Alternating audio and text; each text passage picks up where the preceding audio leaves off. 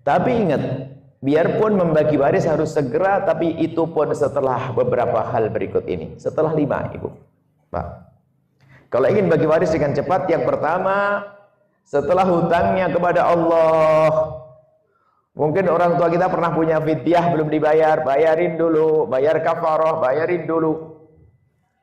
Mungkin dulu pernah kaya dan wajib haji, kalau tidak pernah kaya enggak. Pernah kaya belum sempat haji, maka harus dipotong dari harta itu sebelum dibagi waris untuk menghajikannya. Hutang kepada Allah. Yang kedua, hutang kepada sesama manusia. Jangan sampai anak ini gara-gara dengar ceramah kami malah salah menyalahgunakan omongan. Ayo cepat dibagi, kata Buya. Tujuannya apa? Biar sebelum ditagih sama orang. Nah ini kan jahat dia. Segera dibagi, akan tapi selesaikan dulu urusannya dengan hutang. Yang kedua, hutang dengan manusia. Biarpun sampai habis harta orang tua, nggak ada masalah. Memang miliknya orang tua saya kok. Maka di sini anak jahat main lagi. Sudah nggak usah dibayar dia hutangnya. Dosa dia. Nambah dosa kepada orang lain lagi. Durhaka kepada orang tua lagi. Masya Allah. Ada. Kalau sudah urusan warisan ini jahatnya macam-macam kejahatan yang terjadi. Nah ini, setelah hutang kepada manusia dibayari, yang ketiga adalah urusan zakat. Kalau memang ada wajib bayar zakat, karena bisa jadi dia punya toko gede, mau dizakati bulan ini, atau meninggal dunia, maka harta waris tidak boleh dibagi sebelum dikeluarkan zakatnya.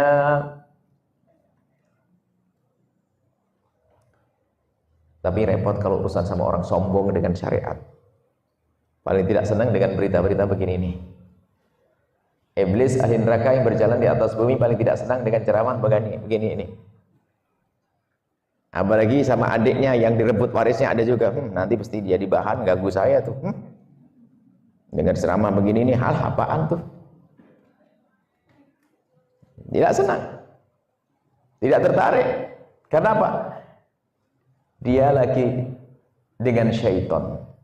Karena ceramah ini akan menjadi sebab, bisa jadi menjadi sebab orang membincangkan lagi waris, tapi dengan cara yang benar. Yang tidak senang siapa? Yang nggak benar. Yang nggak benar, yang nggak senang. Yang sudah terlanjur ngambil duit banyak dan sebagainya. Bahan ngomong ini. Tapi kalau orang insaf langsung. Kalau orang insaf ahli surga, ya Allah, saya telah salah ngambil harta saudaraku, ya Allah, saya akan kembalikan. Indah. Yang keempat adalah warisan baru dibagi setelah yang keempat ini. Diselesaikan urusan wasiat-wasiatnya. Ini babnya lagi. Jadi kalau orang tua kita pernah punya wasiat, dipenuhi dulu kalau bang wasiat wajib. Tapi kalau wasiat yang haram dipenuhi nggak boleh. Nah, kalau urusan wasiat ilmu baru lagi. Jika orang tua kita punya wasiat, maka tunjukkan kepada ulama apakah wasiat itu wajib dipenuhi atau tidak. Kalau wajib dipenuhi, diambilkan dari harta peninggalan. Tapi ada wasiat yang haram dipenuhi loh ya. Tidak semua wasiat. Maka jangan tentang wasiat langsung, ini wasiat. Ntar dulu tanyakan ulama. Wasiatnya begini, tolong nak, kalau abah wafat nanti tolong itu anak-anak muda yang mabuk di sana belikan minuman keras setiap hari berapa kerat. Lah ini kan wasiatnya nggak benar. Ini wasiatnya nggak benar. Ada wasiat yang tidak boleh dipenuhi. Nah ini harus paham. Wasiat ada yang tidak boleh dipenuhi. Yang keempat, wasiat dibayari dulu, diberisi wasiatnya. Yang kelima adalah biaya perawatan jenazah. Biaya perawatan jenazah, kafannya. Bahkan kalau seandainya sampai sebagian menjelaskan kalau penggalian kubur harus, padahal itu kan fardu kifayah yang dianu barangkali susah dan sebagainya. Pokoknya biaya perawatan jenazah, intinya kafan. Selebihnya nggak boleh diambilkan dari harta peninggalan. Mohon maaf yang punya kebiasaan tahlilan, menyembelih kambing, sapi, tidak boleh dari harta peninggalan. Tolong hati-hati. Haram diambilkan dari harta peninggalan karena itu milik bersama. Kecuali semuanya mengizinkan. Ini mentang-mentang yang paling tua, yang paling menguasai, sehari nyembelih sapi, ngenes yang paling larut. Sapiku disembelih lagi, kambingku disembelih lagi. Haram itu. Kalau anda ingin mengadakan selamat untuk orang tua anda dari duit anda, kocek anda, tadi bekti anda kepada orang tua anda. Bukan ngambil harta peninggalan. Harta peninggalan milik bersama. Minta izin dong sama yang lainnya. Kecuali 5 bersaudara bersepakat. Adik, abang, gimana? Pokoknya biaya perawatan jenazah, biaya keselamatan dan seterusnya kita ambilkan dari peninggalan. Gimana? Setuju? Setuju. Kalau setuju lain cerita. Berarti itu sedekah dari anak-anak. Tapi kalau ada yang tidak setuju, nggak boleh. Apalagi ada anak kecil, kalau ada anak kecilnya, menjadi tidak bolehnya semakin pasti. Kenapa? Anak kecil tidak bisa dimintai izin. Tentang anak kecil, adik, dedek, sapinya sembelih buat umiknya ya, yang meninggal ya. Iya, anak kecil nggak ngerti. Nggak boleh. Jadi tolong kalau Anda mengadakan tahlilan di rumah, jangan diambilkan dari harta peninggalan. Kan sudah punya sapi, ada kambingnya orang tua di belakang. Sembelih, main sembelih aja. Nggak boleh. Kalau Anda tidak punya duit, nggak usah ngadain selamatan, pakai doa aja. Maksain ngambil harta peninggalan. Baru boleh dengan harta peninggalan dengan catatan keridhaan semua ahli warisnya. Ridho yang sesungguhnya bukan ridho kepaksa. Ada ridhonya ridho terpaksa. Karena semua mengatakan, adik, yang satu sebenarnya bilang nggak oke, cuman nggak enak. Iya bang, iya, ikut aja deh.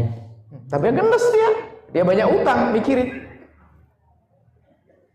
Hal ini kadang nggak diperhatikan. Nggak diperhatikan. Main sembelih saja, padahal kelas ustadz, bagaimana? Haram. Ilmu itu harus dihadirkan. Harta waris adalah milik ahli waris semuanya. Dan kemudian setelah itu dibagi. Dan pembagiannya pun tolong undang orang lain untuk menjelaskan. Dan setelah itu serahkan kepada syariat.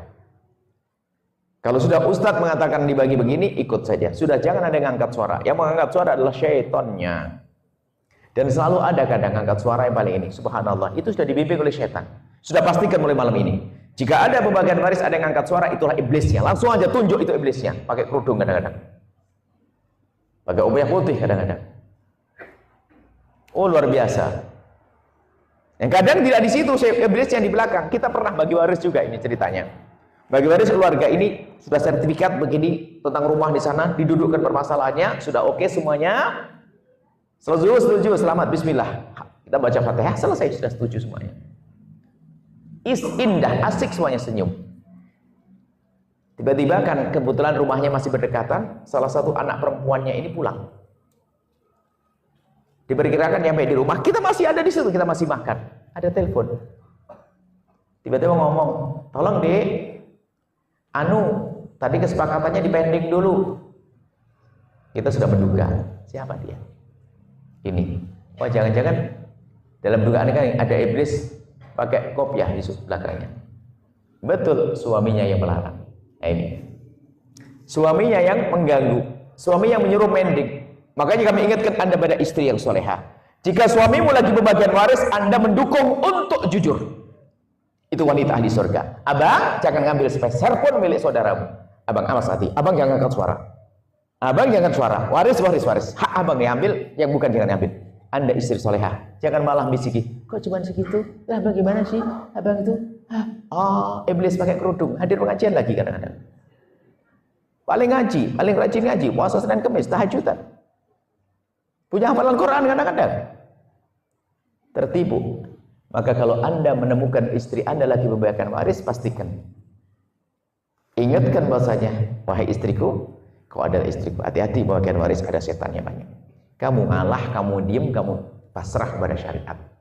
Indah setelah itu. Kurang lebih seperti ini masalah pembagian waris. Nah, hal ini pembahasannya sepele, akan tapi ternyata repot prakteknya. Dan kadang kita perlu membuat contoh yang banyak kejadian-kejadian di masyarakat. Apalagi mohon maaf yang diuji oleh Allah dengan mohon maaf. Ujian bagi Anda misalnya. Ayahnya menikah lagi. Menikah lagi. Punya anak. Masih kecil. Ibunya beda. Ini biasanya jadi bahan bulan-bulanan. Saudara. Kasih sana. Ini terjadi. Biarpun dia beda ibu, tapi ayahnya sama. Wajib mendapatkan hak yang sama. Godaan ini ujian.